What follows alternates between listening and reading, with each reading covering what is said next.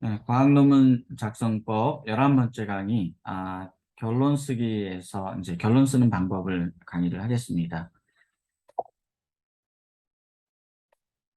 네, 논문에서 결론이란, 그러니까 conclusion이라고 그러죠. 이 결론이란 논문을 마무리하는 글입니다. 그래서, 전체 내용을 전체 연구에서 얻은 가장 핵심적인 학문의 성과를 정리해서 명시하는 그런 부분이고요. 따라서 하나의 결론이 명확하게 드러나도록 작성하는 게 중요합니다. 결론에 적힌 내용은 그 논문의 제목과 초록, 그다음에 이제 본문 전체에 일관되게 강조되어 있어야 되고요. 하나의 논문은 하나의 결론을 강조한다. 이렇게 이제 볼 수가 있습니다. 그래서 앞서 여러분이 모든 데이터를 그림으로 다 정리하셨고, 그 그림을 이제 앞서 이제 그 본론에서 레저트와 디스커션에서 상세하게 설명을 했어요. 그 모든 데이터, 그 모든 결론, 그 모든 그 이제 논의가 하나의 그 결론을 그 우리가 뒷받침하는 그런 이제 증거라고 할 수가 있습니다. 그래서 이 하나의 논문은 하나의 결론을 이야기하는 그런 글이다라고 하는 거예요. 그래서 이 이제 논문에서 결론이 뭐냐라고 하는 거를 명확하게 이제 여러분 작성을 하셔야 됩니다. 그 앞서 결과, 결론, 그쵸? result와 이 conclusion의 이 두 개의 이제 차이를 명확히 아셔야 되는데요. 이 결과와 결론은 사실 굉장히 다릅니다. 결과는 연구에서 얻은 주요 데이터를 의미해요. 그래서 실험을 했다면 어떤 데이터가 얻어질 거고 그 데이터를 적절히 통계 분석을 해서 그림이나 표로 정리한 게 이제 결과라고 할 수가 있습니다. 그래서 이론의 결과는 우리가 이퀘이션, 수식으로 이제 정리된다라고 이제 볼 수가 있고요. 자, 본론에서는 그림 순서를 따라서 실험 결과들을 차례로 우리가 설명을 했습니다. 자, 그림 하나가 결과 하나고, 결과 하나에 이제 문단 하나를 적는 그런 방식으로 우리가 결과 부분을 작성을 했어요. 자, 이제 그 결과들을 모아서 하나의 이제 결론을 도출하면 됩니다. 그죠? 자, 모든 그림을, 자, 우리가 다 설명을 했고, 자, 모든 그 결과를 다 설명을 했고, 그렇게 해서 여러분이 얻은 하나의 결론, 그죠? 그 결론이 뭐냐라고 하는 거를 여러분이 명확한 문장으로 정리하실 수 있어야 돼요. 자, 이걸 이제 우리가 마치 이제 재판으로 비유를 한다면, 자, 모든 그 증거가 모여서 하나의 진실에 도달하는 게 재판이다. 이렇게 우리가 본다면, 우리가 모든 증거, 그렇죠? 재판의 증거가 모여서 하나의 진실, 그 진실이 이제 우리가 판결이 되는 거죠, 그렇죠? 판결. 그 판결이 우리가 결론이라고 볼 수 있어요. 그 재판의 판결은 유죄냐 무죄냐 이렇게 명확한 거죠. 예, 명확하지 않을 수가 없는 거예요.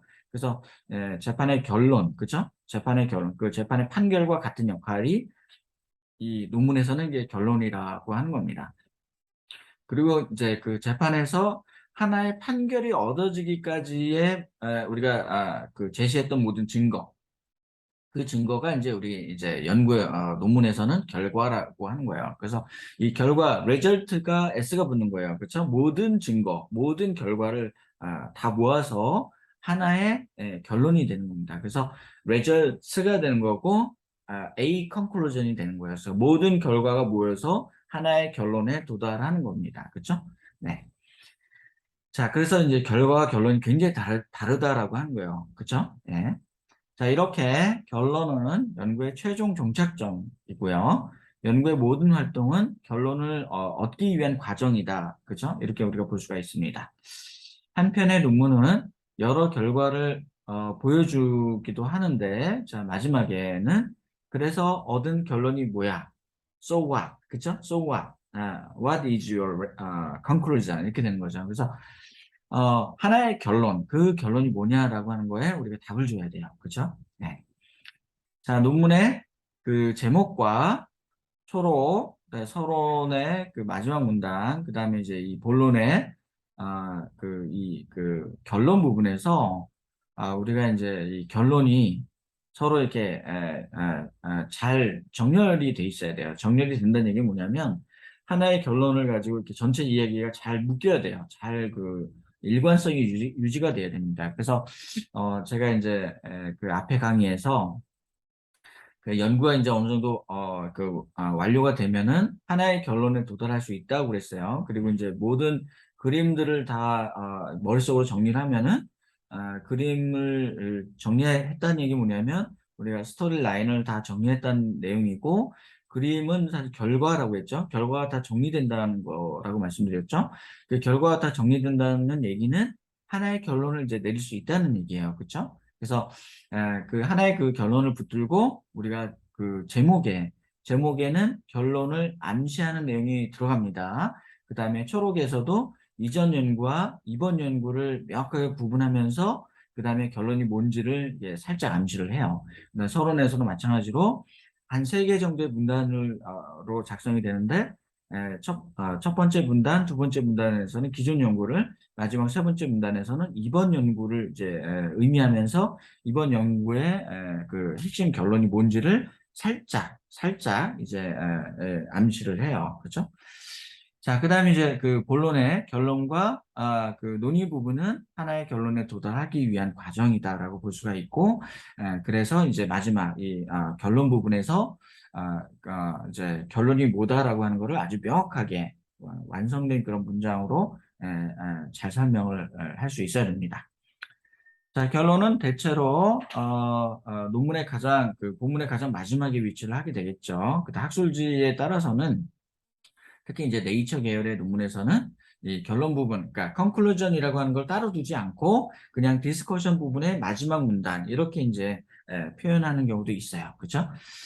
자, 이런 그 구성은 이제 우리가 학문의 연속성을 고려할 때 지금 연구의 결론이 학문이 완성된 과정의 일부라. 그러니까 디스커션의 마지막 문단 정도가 적절하다라고 보는 거죠. 그러니까 컨클루전을 따로 만들지 않아도 디스커션의 마지막 문단 정도 로 해서 이제 요약을 해도 된다라고 하는 거죠. 자, 대부분의 짧은 논문의 결론이 하나입니다. 두 개, 뭐, 이렇게, 그 이상일 필요가 없어요. 그래서 좋은, 그 모델 논문을 여러분이 이제 가지고 계시다면은 이 결론 부분을 잘 읽어보시면은 어떻게 이제 결론을 작성해야 되는가라고 하는 거를 이렇게 감을 잡으실 수가 있어요.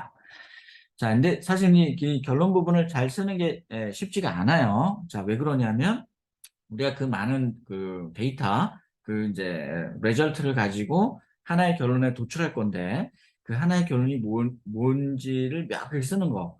명확하게 쓰려면 기존 연구가 어디까지 와 있고 이번 연구가 실제로 기여하는 게 뭐다라고 하는 거 명확하게 이제 아셔야만 결론이 뭔지를 정확하게 내릴 수가 있어요. 그렇죠? 그래서 이 결론을 잘 작성하는 거는 사실은 쉽지 않지만 여러분이 충분히 또 잘 하실 수가 있을 겁니다.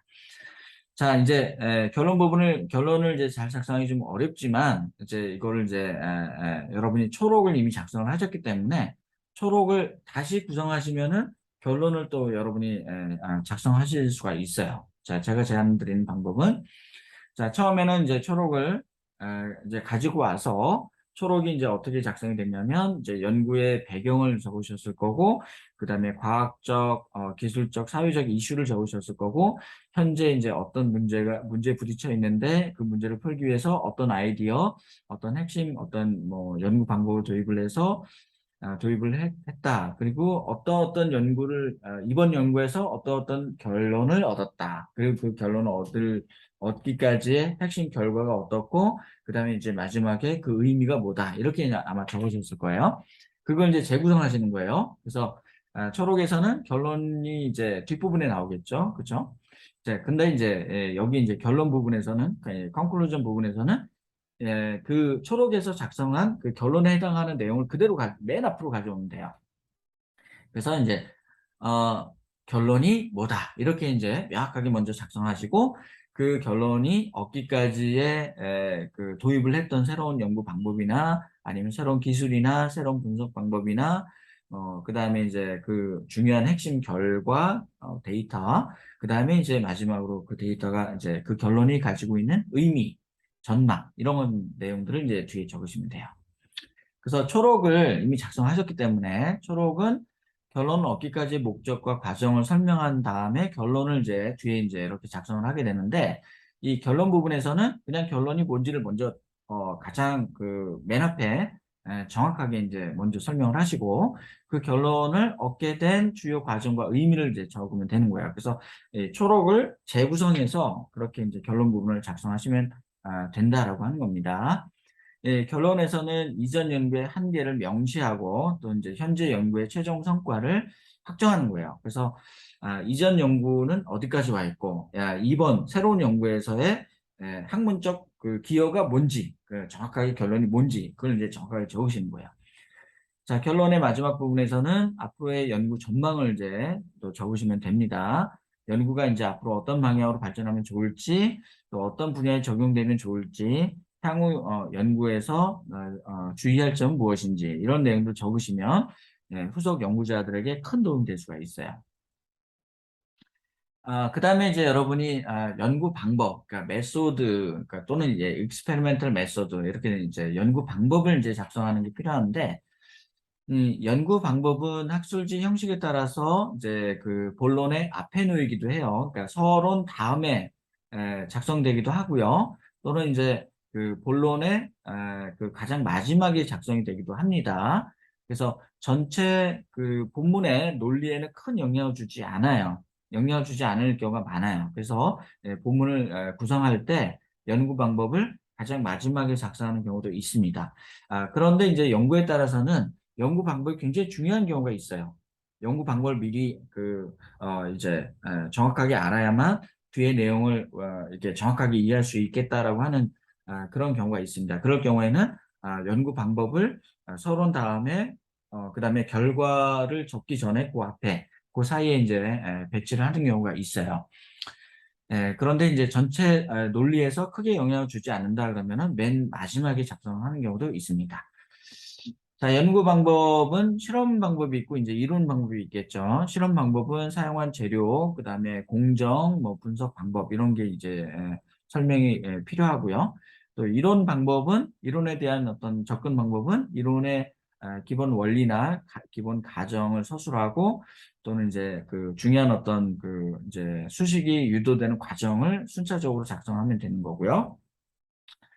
자, 연구 방법을 적는 원칙이 있습니다. 이 원칙은 이제 두 가지인데요. 하나는 연구 방법은 과거 시제로 작성하고 두 번째는 사실 그대로를 상세하게 작성하면 돼요. 상세하게 작성하면 됩니다. 그렇죠? 그래서 자, 먼저 이제 사실을 있는 그대로 작성한다라고 하는 거예요. 그렇죠? 예.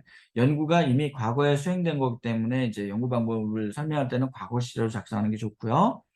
예, 실제로 어떻게 했는지를 사실 그대로 작성하는 게 일단 기본이겠죠. 자, 그 다음으로 연구 방법을 가능하면 상세하게 작성하는 게 좋습니다.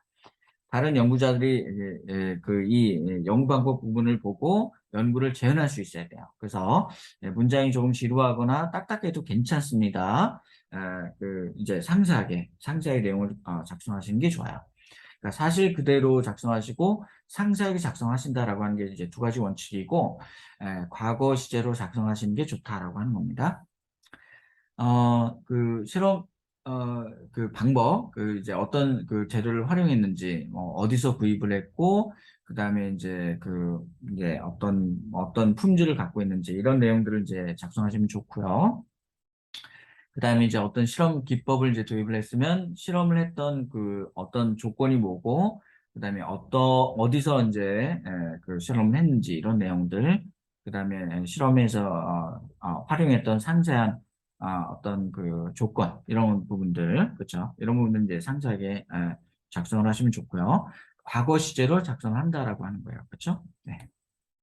자, 이렇게 이제, 그 결론 부분, 그죠? 결론 부분, 그러니까 컨클루전 부분하고, 그 다음에 연구 방법, 그러니까 메소드 부분을 작성하는 방법을 이제 설명을 했습니다. 다음 강의는, 온라인 투고 준비를 하는 방법을 이제 설명을 드릴 거고요. 그 온라인 투고, 그 준비 과정에서 가장 중요한 거, 커버 레터를 이제 어떻게 작성을 할 거냐. 이 부분을 제가 강의를 하겠습니다. 네, 감사합니다.